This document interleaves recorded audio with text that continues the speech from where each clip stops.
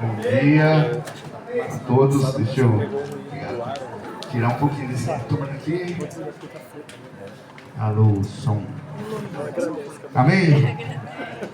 Que bom, né? Mais um domingo, mais uma manhã, para a gente poder estar adorando ao Senhor, louvando ao Senhor. Eu creio que Deus tem uma palavra abençoada para as nossas vidas. Eu confesso que estudando e meditando, já há algum tempo eu comentei com o pastor que eu estava estudando esse texto, e ele falou muito comigo e continua falando, e eu tenho certeza que Deus vai falar com os irmãos também. Eu quero fazer uma oração para iniciarmos. A gente vai ler o texto e aí a gente já dá sequência já na explicação aqui, amém? Senhor, obrigado, Pai, por mais uma manhã, obrigado por esse dia onde podemos louvar, adorar, engrandecer o Teu nome. Senhor, nós reconhecemos que o Senhor é bom, que o Senhor é um Deus de amor, um Deus de graça, Deus de misericórdia. Que o Senhor possa tocar os nossos corações nesta manhã. Prepara-nos, Senhor, para ouvir a Tua palavra e que ela possa encontrar um terreno fértil no nosso coração. Muito obrigado, em nome de Jesus, amém. Meus irmãos, convido os irmãos a abrir a palavra no capítulo 20 do livro de Mateus, por gentileza. Capítulo 20, a partir do verso 1.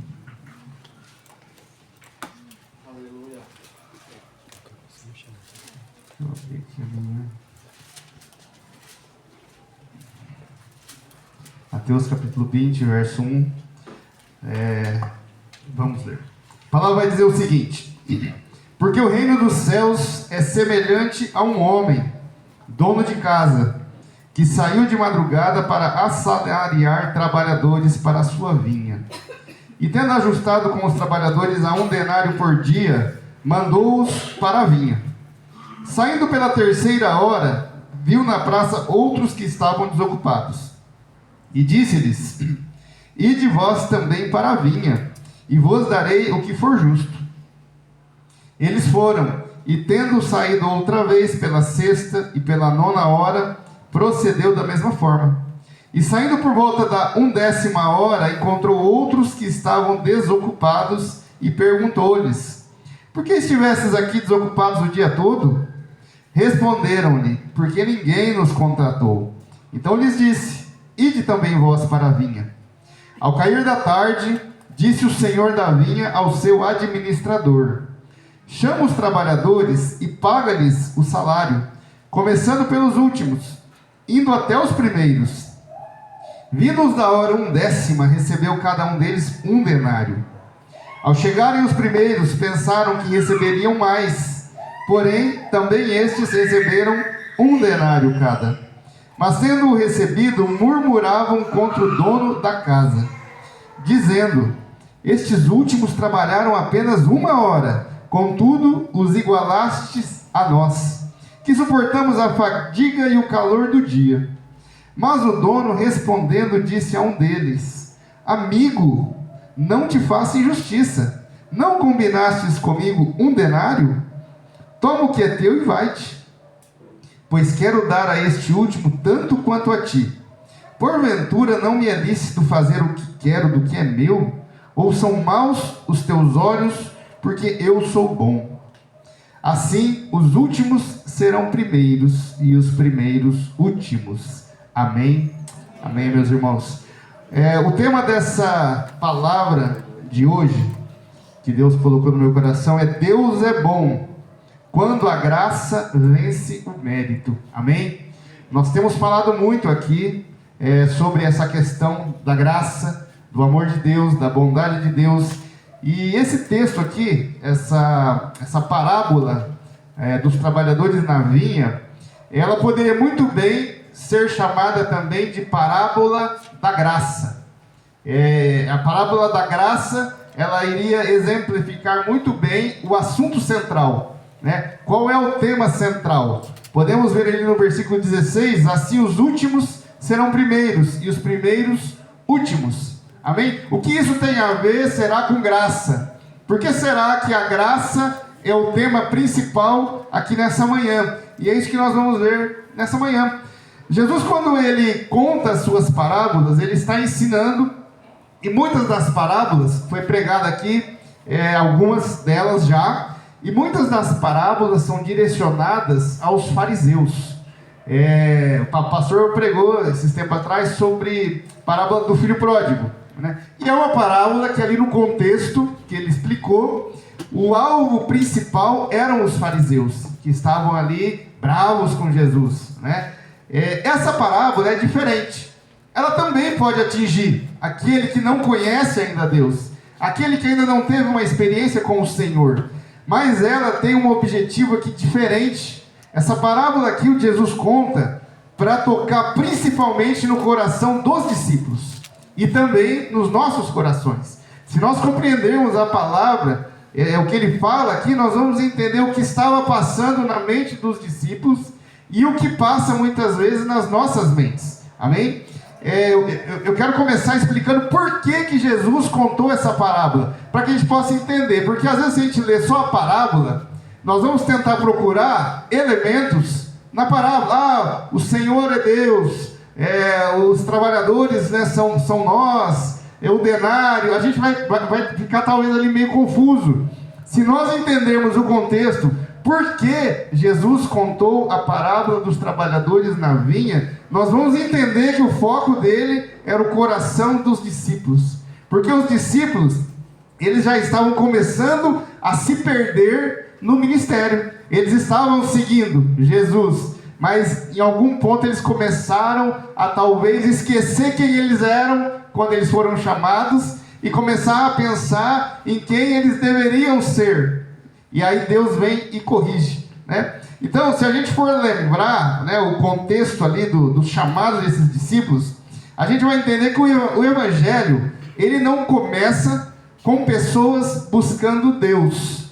Ele começa com Deus chamando essas pessoas. Se a gente lembrar, Jesus ele está andando ali pelo mar da Galileia, ele está ali e ele já tem o seu ministério, né, ali iniciado praticamente. E aí ele encontra pescadores, gente simples, gente pobre, humilde, pessoas que estavam ali trabalhando. Eles estavam trabalhando, consertando suas redes ali no barco, nos seus afazeres, porque eles sabiam que eles precisavam trabalhar, eram judeus.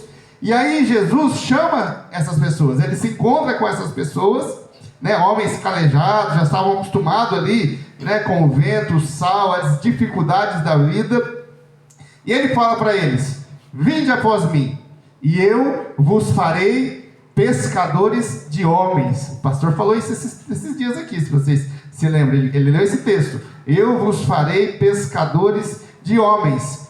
E o que acontece? Eles deixam tudo, eles deixam o barco, deixam as redes, deixam tudo que eles têm ali, e eles seguem Jesus, né? Mas a gente tem que perceber que esse chamado de Jesus não foi assim, algo assim que ele chamou e na impulsividade, sem entender, sem compreender, eles deixaram tudo. Não, eles já sabiam quem era Jesus, já tinham ouvido falar de Jesus. João Batista já estava anunciando que o Messias viria, que ele já tinha até apontado quem era o Cristo, né? Se a gente for ler ali o texto, nós vamos ver que André, né, e João, eles já tinham sido discípulos de João Batista. André e João, eles caminhavam com João Batista. Eles ouviram João pregar sobre o batismo de arrependimento, quem era Jesus, o Cristo. Lembra-se, eis o Cordeiro de Deus que tira o pecado do mundo, o qual eu não sou digno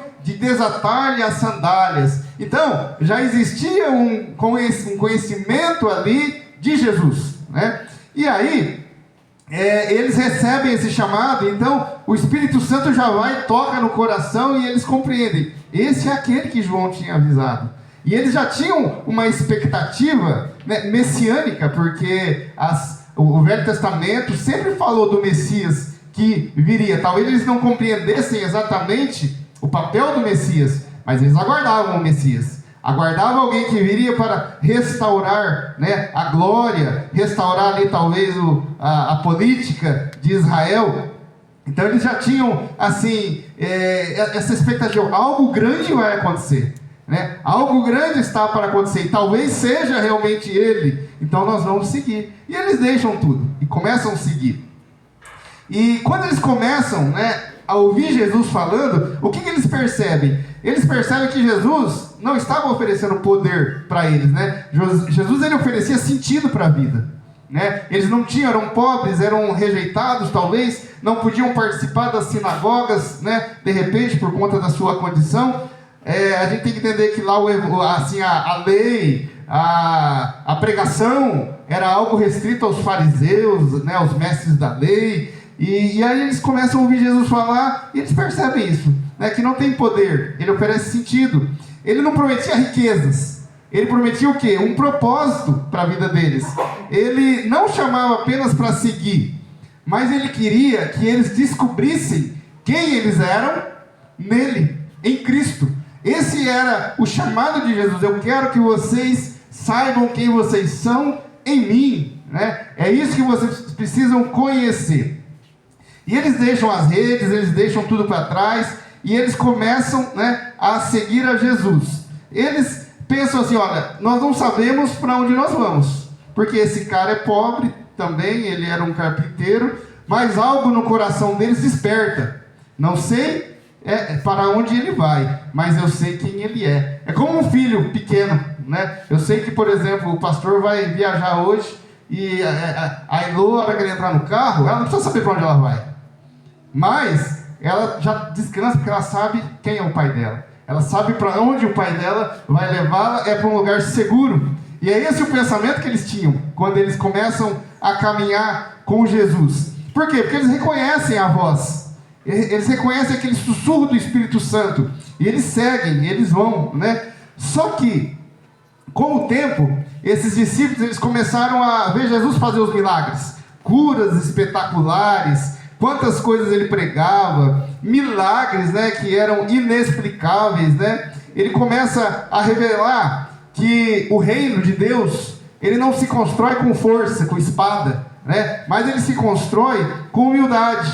Ele se constrói ali servindo os outros, amando os outros, né? E é isso que eles começam ali a fazer, juntamente com Jesus.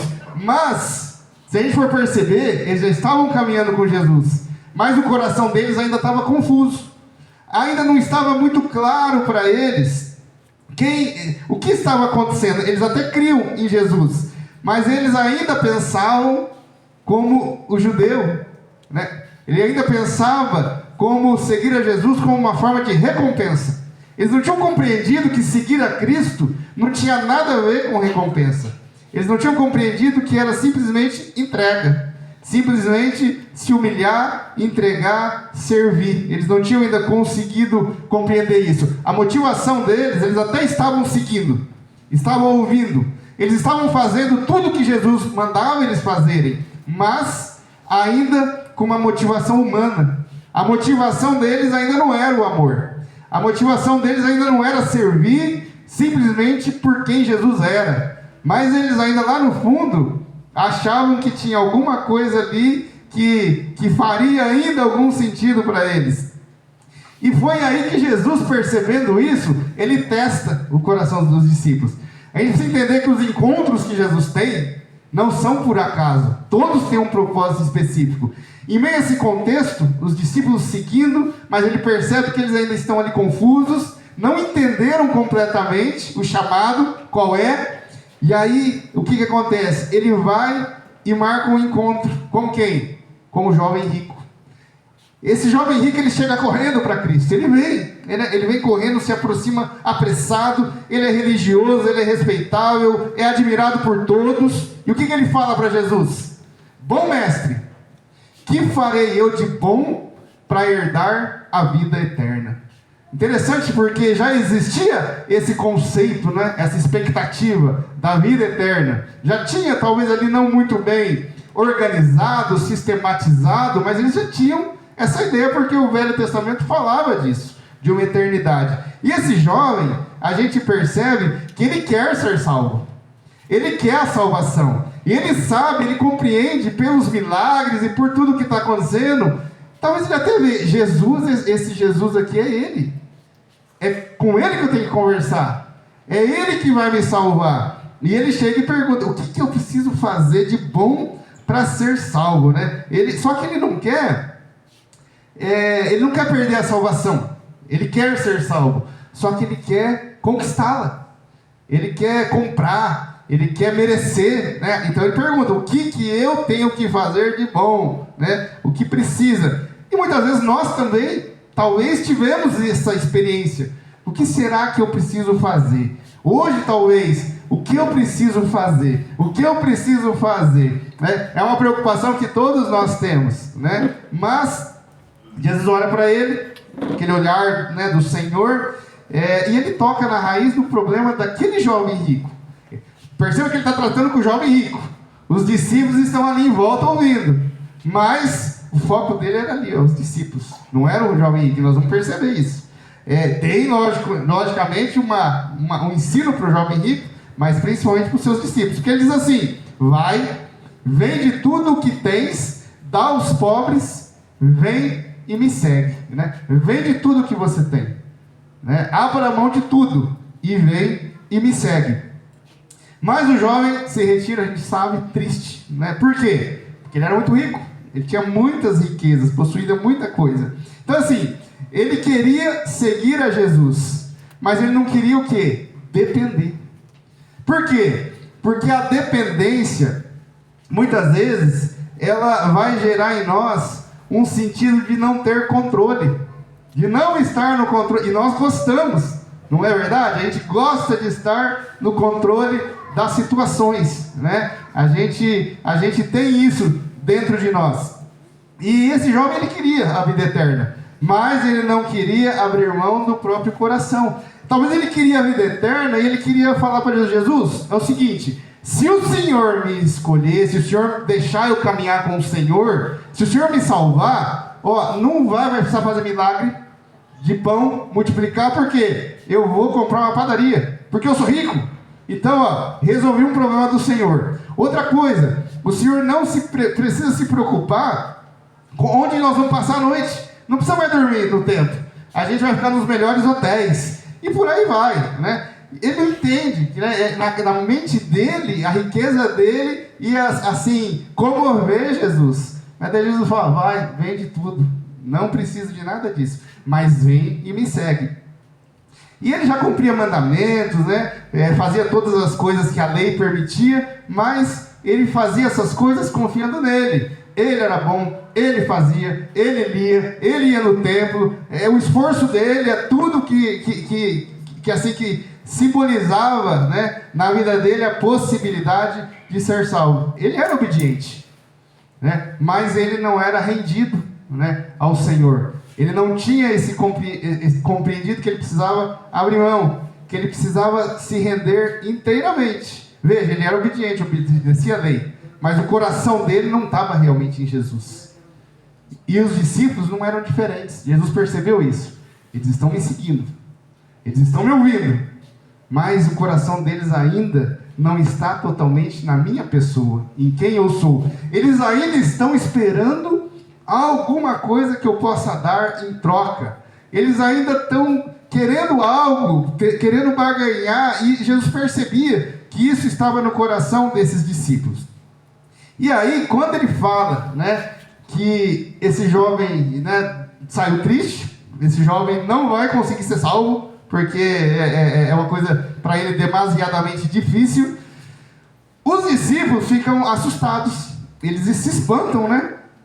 Por quê? Porque na mentalidade deles, já foi falado aqui, eu lembro que eu comentei uma vez, os ricos, eles eram ricos e por isso eram abençoados por Deus. A riqueza naquela época era sinal de bênção, era sinal de favor de Deus. Quem prosperava porque Deus aprovava, Deus amava, Deus se inclinava para essa pessoa. Então a riqueza era um sinal disso.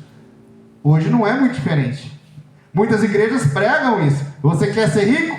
Você quer ser próspero? Serve a Jesus, segue a Jesus, mas principalmente dê uma boa oferta, dê um bom dízimo, e aí você vai ser o maioral, você vai ser o primeiro, né, da fila.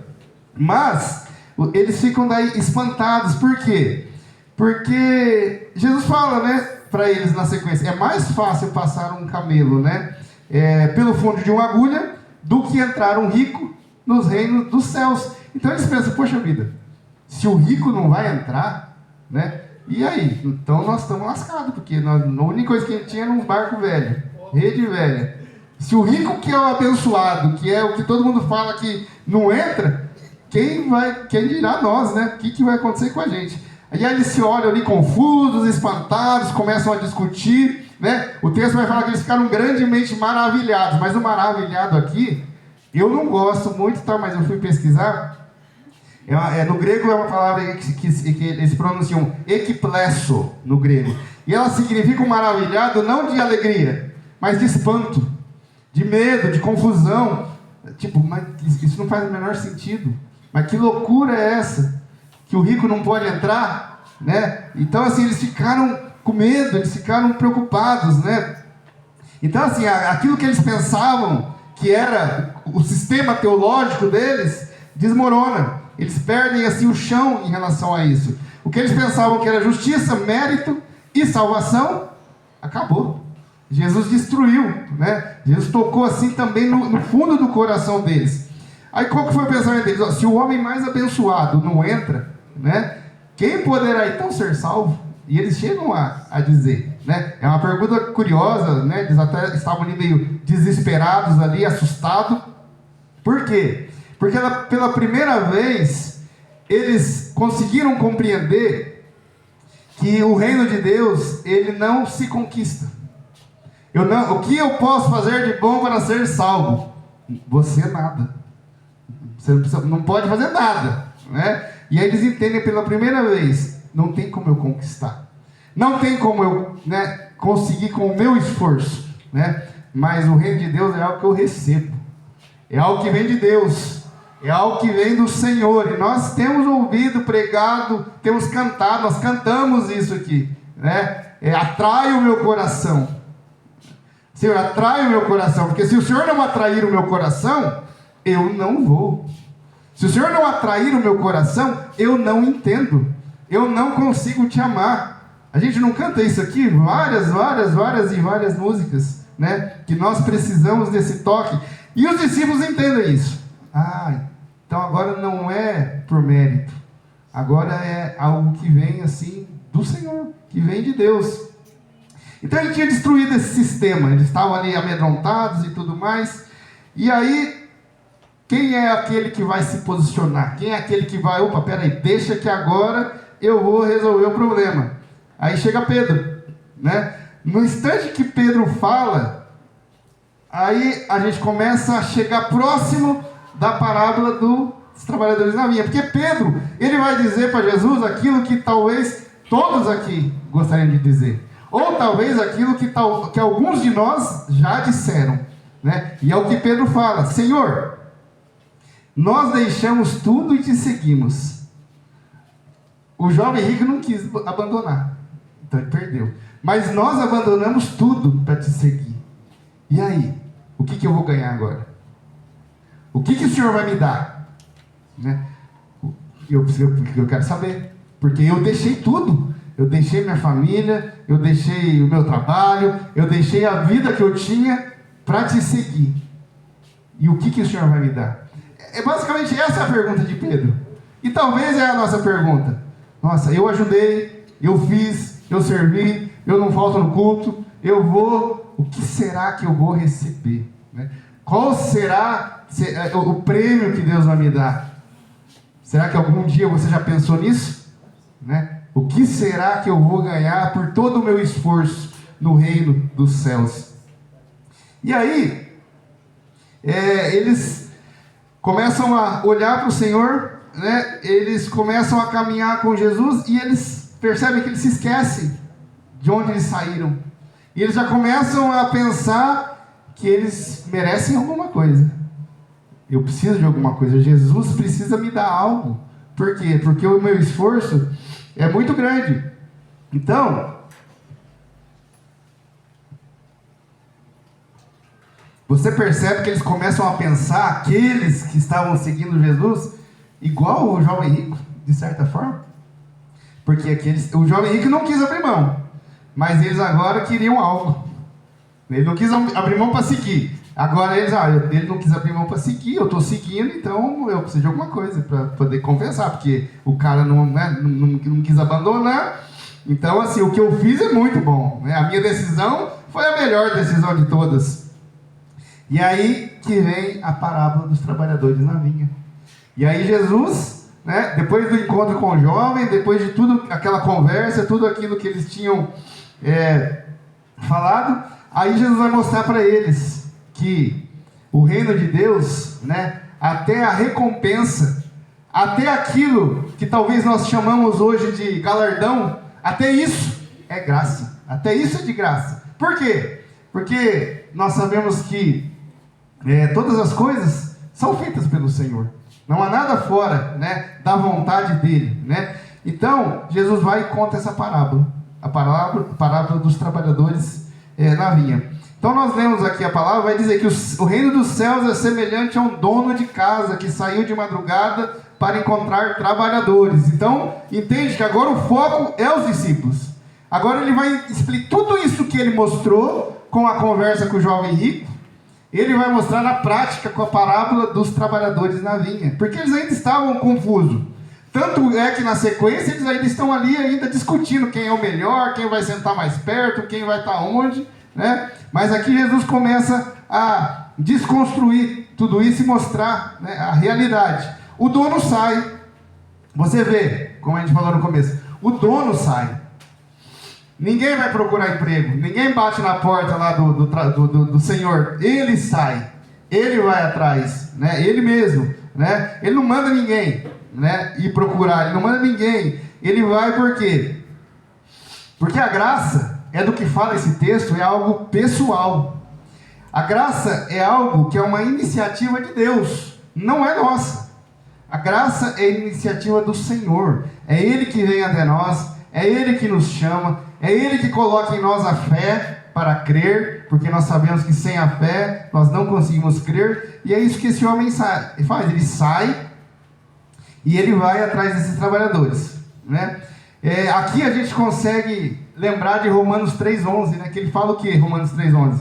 Não há quem busque a Deus, né? Ninguém busca a Deus, somos pecadores, a nossa vontade é contrária à vontade de Deus, né? Então aqui a gente já começa a ver, até Paulo já construindo a sua teologia em cima dessas coisas que Jesus já estava ensinando para eles. Por quê?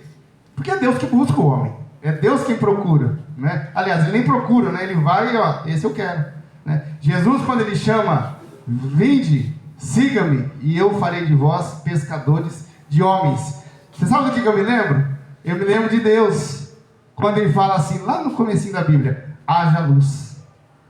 Não teve dúvida.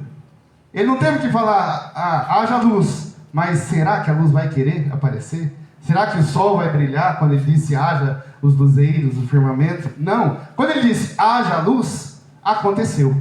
Quando Jesus diz vinde a mim, aconteceu. A resposta foi imediata. Por quê? Porque aquilo já era obra do Espírito Santo. Amém? E ele continua. Ele sai às 6, ele vai sair às 9, ele vai sair ao meio-dia, às 3 e às 5 da tarde. 5 da tarde faltava 1 hora para acabar o expediente. Só que 5 da tarde faltava 1 hora. Ele chama os trabalhadores na praça. Acho que eles não trabalharam nem 1 hora, né? Porque até eles chegarem lá no serviço, até eles começarem, né? Então você vê que o dono sai várias vezes e chama vários trabalhadores. E eles vêm, né? 5 grupos diferentes, são 5 chamados. Ninguém é chamado tarde demais, né? Enquanto o sol da graça ainda estiver brilhando, e como a gente fala aqui, enquanto ainda estiver respirando, há tempo. Pode ser às 5h59, mas se Deus chamar, se o Senhor da vinha chamar, vai. A única coisa que a gente tem que fazer é obedecer e aceitar o convite e ir. E até isso é obra do Espírito Santo na nossa vida. Amém, irmãos? Então, lembre-se, ninguém é chamado tarde demais. Não se sinta frustrado. Poxa vida, mas o meu irmão foi chamado quando ele nasceu. Nasceu dentro da igreja, né? E eu me converti só depois dos 40, dos 50, dos 30. Perdi tanto tempo. Não tem, ninguém perde tempo, né? Todo mundo é chamado, todo mundo recebe esse convite e graças a Deus pelo convite. Amém, irmãos?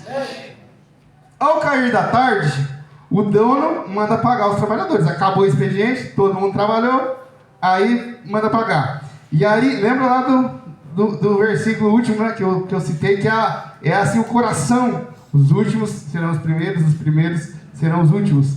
Ao cair da tarde, o dono manda pagar o trabalhador 1 denário para todos. Porque no começo da parábola a gente vê que ele combinou com os primeiros. Olha, vai trabalhar na minha vinha, eu vou te pagar 1 denário. Que era o quê? Era o salário de um dia. Um dia de serviço era 1 denário. Ele chega, chama todos, paga todos, mas começa pelos últimos. E paga 1 denário para cada um. Os primeiros olharam, aqueles que começaram a trabalhar lá no comecinho do expediente, e murmuraram, obviamente. Estes últimos trabalharam só 1 hora, e tu os igualastes a nós. O problema deles não era o salário. Não era, porque o salário era bom. O salário estava ali, conivente com o que eles tinham trabalhado, e era o que eles tinham combinado. Eu me lembro que lá na gráfica, a gente antigamente, até hoje a gente faz isso, né? Entra lá algum serviço muito grande, agora mesmo a gente tem um pessoal que está ajudando a gente lá, numas agendas, e o pessoal vem e paga a diária. E aí tem uma pessoa que eu lembro que trabalhou muitos anos com a gente. E aí um dia, já com muita experiência em gráfica, já estava com mais de 20 anos trabalhando em gráfica, sabia tudo ali de acabamento e tal. Aí um dia ela ficou sabendo que uma pessoa que a gente chamou para trabalhar, para ajudar ali numa produção grande que a gente tinha, estava recebendo o mesmo que ela. Ela que já tinha mais de 20 anos de experiência, já sabia fazer de olho fechado, e a outra que chegou no dia, recebeu o mesmo tanto. Mas fico bravo, hein? Daí eu lembro das conversinhas que começou a aparecer e tal. Aí eu me lembro que depois, passando um tempo, já foi chamar. Aí já queria cobrar mais caro, já queria aumentar o valor. Então você percebe como o nosso coração trabalhou não sei quanto tempo com a gente. Todas as vezes que chamava, ia feliz, recebia. Quando descobriu que a outra, que nunca tinha trabalhado em gráfica, recebeu o mesmo tanto, ficou bravo. Então você vê como não é só lá na Bíblia que acontecem essas coisas, não. E talvez hoje ainda aconteça isso, né? E nós vamos ver aqui que pode ser, esteja acontecendo nas nossas vidas. Amém? Então ele paga o denário, para todos esses. Os primeiros ficam bravos, irritados, chegam até a maltratar ali verbalmente o dono. Mas a gente vê que o problema não é o quanto eles estavam recebendo, mas era o olhar de comparação. Eu olhar para o outro e falar: opa, peraí, mas aquele não merece o mesmo que eu. Eu estou aqui primeiro, eu cheguei antes, E aí que começa o quê? A maldade do nosso coração. E o Senhor fala, amigo, é mau o seu olho porque eu sou bom. Eu não posso fazer o que eu quero do que é meu, E a graça, meus irmãos, a graça é isso. A graça, ela confronta justamente esse contrato espiritual que nós temos com Deus. A graça, ela vem e ela quebra. Filha? Irmãos, uma pausa técnica.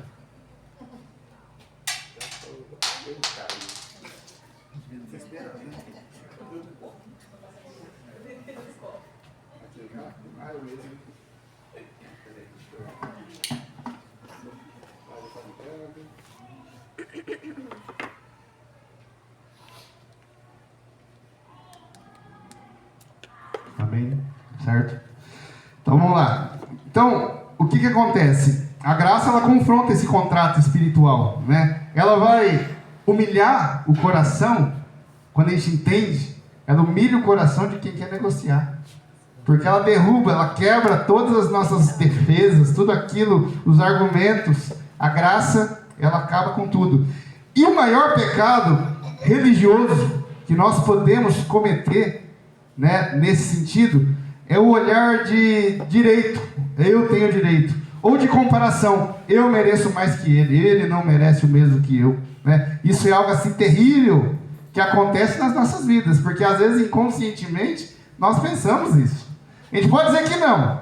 Não, eu não penso isso. Eu não sou assim. Eu não faço desse jeito. Eu sirvo a Jesus porque eu amo Ele. Mas lá no fundo, às vezes a gente pensa assim. A gente acha que a gente merece mais do que os outros. Amém? Mas, no reino de Deus, o tempo de serviço não determina o valor. Não é o tempo de trabalho, não é o esforço que você fez, a função que você exerce, que vai determinar o valor. O que determina o valor é a bondade de Deus, né? A bondade de Deus é o padrão de recompensa. É a bondade dele que vai igualar todos. Todos serão vistos da mesma forma por Deus. Por quê?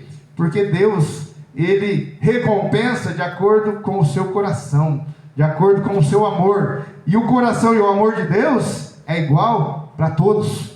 Os que chegaram primeiro, os que chegaram às 6, às 9, às 3, às 5 da tarde, todos são enxergados da mesma forma por Deus. Amém? E aí, Jesus olha para Pedro e fala: olha, Pedro, muitos serão primeiros, serão últimos, e os últimos primeiros. Como eu disse, essa frase ela é o coração dessa palavra, dessa parábola. Ela explica, né, toda essa parábola aqui. É o evangelho, né, declarado aqui numa sentença só. Por quê? Porque a graça, ela não paga o que a gente faz. Ela vai nos dar o que a gente jamais poderia comprar. Você entende isso? Ela vai me dar o que eu nunca poderia comprar, né? Que é o amor de Deus, a salvação. Então nós precisamos começar a olhar para isso dessa forma. E é o que estava acontecendo com os discípulos. Porque eles já estavam pensando: eu deixei tudo, eu estou seguindo, estou dormindo no templo, estou passando no calor, e estou andando, comendo mal. Então, o que eu vou ganhar? O que eu vou merecer? Eu estou servindo, né? Eu estou fazendo. O que será que vai ser o meu prêmio, né? Por isso. E Deus, Ele não é injusto.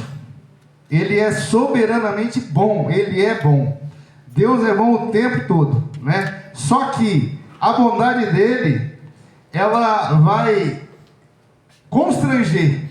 A bondade de Deus, ela constrange o coração, né, daquela pessoa que acha que merece alguma coisa. A gente vê muito disso em discussões, né, teológicas. Não, mas se Deus fizer isso, não é justo. Mas se Deus fizer assim, não pode. Deus, Ele é um Deus, né, de justiça. Deus é amoroso, Ele não pode fazer isso, Ele não pode fazer aquilo. Tem que ser assim, quase querendo ensinar Deus, né? Mas aí a bondade dele, ela confronta justamente isso, o orgulho. Porque nós, no fundo, queremos merecer.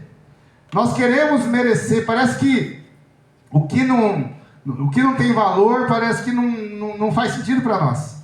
Tem que ter um valor, e principalmente o meu valor tem que ser maior, né, do que o valor do meu irmão, o valor do outro. Mas aqui Deus está trabalhando isso no coração deles. Deus está ensinando, né, esse conceito, porque eles já seguiam, como eu disse, mas ainda estavam ali um pouco perdidos. Aí Pedro, né, ele fez essa pergunta, né, o que nós vamos ter, Jesus? Né? E Jesus responde o que para Pedro? Pedro, vocês vão ter tudo. Né? Nós deixamos, o que nós vamos ganhar? Pedro, vocês vão ter tudo. Né? Mas não porque vocês merecem. Vocês vão ter tudo porque eu sou bom. Eu quero dar. Né? Não tem nada a ver com você. Não tem nada a ver com merecimento. E aí nós vamos lembrar de que Romanos 9,16. Se a Gabi quiser colocar na tela. Romanos 9,16.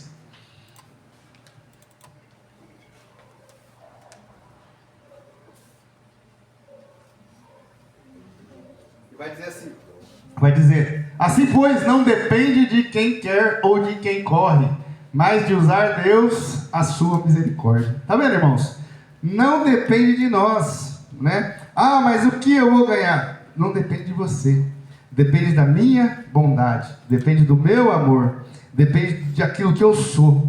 E a palavra fala que Deus, Ele não pode negar-se a si mesmo. E Deus é amor, Deus é bondade, Ele é misericórdia, amém? Ele é graça, todas essas coisas, amém? Então, a graça, meus irmãos, ela é o fim da competição. Só que ela não é só o fim da competição. Bem compreendida, quando a gente compreende, né, essa palavra graça e o que ela significa, o sentido que ela tem para Deus em relação a nós, ela vai ser o início da nossa adoração. Aí nós vamos olhar para o Senhor, nós vamos louvar de coração, nós vamos desejar de coração. E Jesus aqui, percebe que ele não está negando, né? Nós lemos e nós vemos na palavra, ele não está negando o galardão.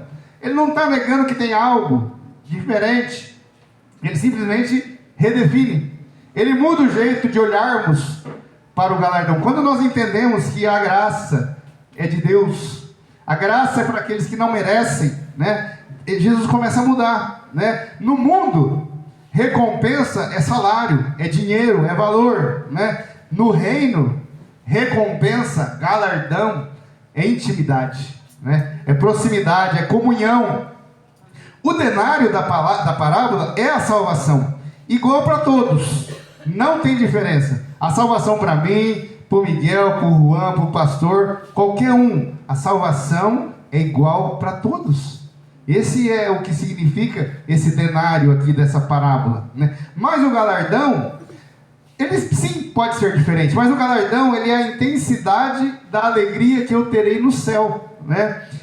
Tem um escritor que eu gosto muito de ler, o R.C. Sproul, ele diz assim: no céu todos terão plena alegria, mas a plenitude de cada um será conforme a capacidade moldada pela graça. É como se nós tivéssemos cálices, todos os cálices estão transbordando, todos estão satisfeitos, não há comparação, não há inveja, não há dor, não há nada de sentimento ruim lá no céu, na eternidade. Todos têm o seu cálice, todos estão cheios, mas talvez alguns sejam maiores, outros menores, mas todos na intensidade que Deus, né, trabalhou no coração, o amor, o desejo, né? Então você vê que a salvação todos nós recebemos, mas a intimidade, a comunhão, isso aí pode ser maior ou menor para cada um. Amém, meus irmãos? Então, para que a gente possa entender isso, né? O denário, ele é essa salvação. O galardão, ele é o brilho dessa fidelidade, que até esse galardão é a graça que molda, né? É a graça que vai transformar. Se trabalhei mais, eu não mereço mais, né? Claro, né? Tem os galardões, como a gente disse, mas até eles é fruto da graça, né? Paulo vai dizer em Filipenses 2,13, olha o que ele fala lá: é Deus quem efetua em vós tanto o querer como o realizar. Você vê? Como é que eu vou chegar no céu e falar: Deus, eu mereço mais do que o meu irmão? Se é Deus quem efetua em nós tanto o querer como o realizar. Você percebeu que a graça, ela vai trazer para nós adoração. Senhor, se eu fiz, é porque a tua graça na minha vida me transformou, moldou o meu coração, me fez desejar mais ao Senhor. Por isso que a gente canta: atrai o meu coração, porque se o Senhor não atrair o meu coração, se o Senhor não aumentar o meu desejo pelo Senhor, eu não consigo. Espírito Santo, eu preciso da sua ajuda, eu preciso do seu auxílio. A gente já falou, até na hora de orar, muitas vezes eu não consigo, parece que não passa aqui do teto, mas é aí que entra o Espírito Santo, né, intercedendo por nós, com gemidos inexprimíveis. Amém, meus irmãos? Nós temos que entender que tudo isso, todo esse pacote, é graça de Deus para as nossas vidas. Amém? Então, o desejo de servir, a força para perseverar, a fé que sustenta, tudo vem dele, nada vem de mim, tudo é graça do Senhor. O galardão não é Deus pagando algo para mim, porque eu mereço, né? É Deus reconhecendo a própria obra dele dentro da minha vida. Por quê? Porque é ele quem efetua tanto o querer como o realizar. Amém? Paulo, ele fala o quê? Quando ele está escrevendo, ele diz assim: eu trabalhei mais do que todos. Aí ele se lembra disso. Eu trabalhei mais do que todos. E Paulo, hein? Ok, era Paulo, hein? Mas aí ele lembra e ele fala o quê? Todavia, não eu, mas a graça de Deus em minha vida. Amém? Então você percebe como isso é importante a gente compreender. Por quê? Porque se a gente não compreende, gera tristeza, gera depressão, gera talvez até raiva do meu irmão, que parece que tem mais intimidade, parece que tem mais bênçãos, mas se eu entendo, gera adoração, gera gratidão a Deus. Amém? No fim, ninguém vai se gloriar, né? Nossa, eu sou melhor. Não, a gente vai dizer, Senhor, o pouco que eu fiz, ou muito que eu fiz, né, foi o que o Senhor produziu em minha vida. Porque foi o Senhor que colocou no meu coração. Amém? No fim do dia, todos os trabalhadores voltaram com pão nas mãos. Percebe isso? Todos voltaram com pão. Porque esse era o objetivo deles. Sair de manhã, encontrar um emprego, trabalhar o dia todo, voltar para casa, passar no mercado, levar comida. E no fim do dia, todos puderam fazer isso, né? Todos conseguiram voltar. Se o pessoal do louvor quiser subir, eu estou encerrando já. Ninguém faminto, ninguém esquecido, ninguém ficou para trás, ninguém ficou sem trabalho, né? Todos receberam o mesmo dom, todos receberam o mesmo. Ele paga o mesmo, né, aos que chegaram na última hora. Então você percebe, aqueles que chegaram na última hora, que trabalharam menos, ele paga um denário. Só que ele também paga o mesmo para aqueles que reclamaram, para aqueles que murmuraram, né? E muitas vezes é assim, muitas vezes nós estamos reclamando, insatisfeitos, tristes, não queremos, às vezes, muitas vezes até saber de Deus. Eu não vou para a igreja porque Deus não me abençoou. Mas até para nós, né, ele paga o mesmo, o amor, né, a graça, a salvação. Amém? Então percebe como a graça atinge os últimos, mas a mesma graça atinge também os primeiros. Todos recebem a mesma graça, todos recebem o mesmo denário. Isso não é injustiça, é amor, amor soberano de Deus. Amém? Então, nós temos que trabalhar com alegria, precisamos servir, né, com gratidão a Deus, né? Viver com os olhos fixos em Deus, não no que Ele pode nos dar, né? Então, nós precisamos compreender isso, para que a gente possa mudar, né, a nossa forma de pensar em relação a Deus. E assim é o reino dos céus. Não tem mérito, não há misericórdia, não tem comparação, mas tem comunhão. Todos recebem o mesmo, todos experimentam a mesma graça, o mesmo amor, o mesmo Deus. Amém? Todos somos herdeiros dessa graça, comprada com o mesmo sangue de Jesus e concedida pelo mesmo amor, né? O sangue que Ele derramou na cruz por nós. E quando o sol, né, se pôs naquele dia, né, e muitas vezes ele vai, com certeza, né, um dia vai se pôr, né, nas nossas vidas, o dono da vinha vai chamar os servos, a eternidade, nós, e veremos que o maior prêmio não foi o denário. O maior prêmio não foi o que temos, o que ganhamos, mas o fato de sermos chamados por Deus. Que isso é privilégio para poucos. Poucos são chamados, né? E nós hoje fazemos parte desse pouco. Então nós temos que nos gloriar nisso e não ficar preocupado, e agora? Eu estou aqui na igreja, estou servindo, como Pedro falou. O que eu vou ganhar com isso? O que isso aqui vai trazer de bom para mim? Então que nós possamos compreender isso. Eu quero ler para vocês novamente essa parábola. E eu quero pedir para os irmãos que vocês prestem, né, muita atenção, né, nessa leitura. É uma paráfrase que eu fiz da parábola, para que a gente possa entender o que isso significa para as nossas vidas no dia de hoje. Amém? E ela diz assim, é a parábola da graça. Porque o reino dos céus é o próprio Deus, um Senhor soberano e bom, dono de tudo, dono da prata, dono do ouro, dono da vida, que todos os dias, a todo momento, sai e chama homens e mulheres para a sua vinha, o mundo, para que participem da sua obra redentora.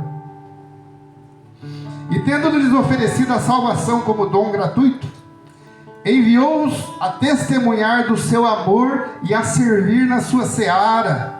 Saindo novamente, encontrou outros, cansados, perdidos, sem direção, e disse-lhes: vinde também, segue-me, e vos darei o descanso e a recompensa da graça.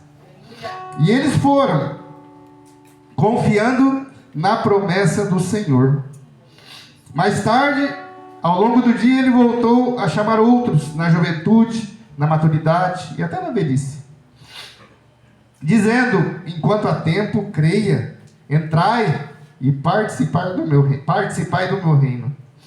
E por volta do fim da tarde, chamou ainda outros, esquecidos pelos homens, invisíveis aos olhos do mundo, e disse-lhes com ternura: vinde também, pois ainda há lugar na minha vinha, e graça suficiente para vós.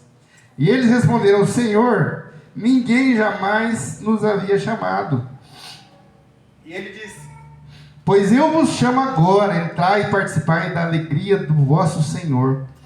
E ao cair da tarde, o Senhor chamou todos diante de si, para lhes dar a recompensa, não segundo o esforço, mas segundo a sua bondade infinita. E os que vieram por último, os que creram na última hora, receberam a vida eterna. E os que vieram primeiro, os que serviram há mais tempo, pensaram que receberiam mais, mas também receberão o mesmo dom, a vida eterna, pois a salvação é igual para todos os que creem. Então murmuravam, dizendo: Senhor, eu te sirvo há tanto tempo, já preguei, já cantei, já orei por tantos irmãos, já dei tudo o que pude, não faltei aos cultos, e ainda assim parece que os outros recebem mais do que eu. Trabalhei sob o sol do dia, suportei o peso da caminhada, e às vezes o Senhor abençoa quem chegou agora como se fosse igual a mim. Senhor, não é justo. E o Deus, na sua infinita misericórdia, com voz serena e olhar amoroso, responde: Filho, não te faço injustiça. Tudo que tens, recebeste da minha graça. A tua fidelidade é preciosa, mas a tua recompensa não está na comparação. Está na comunhão comigo. Porventura não posso eu derramar o meu sangue por quem eu quero? Ou é mau o teu olhar porque eu sou bom? Nós possamos pensar nisso.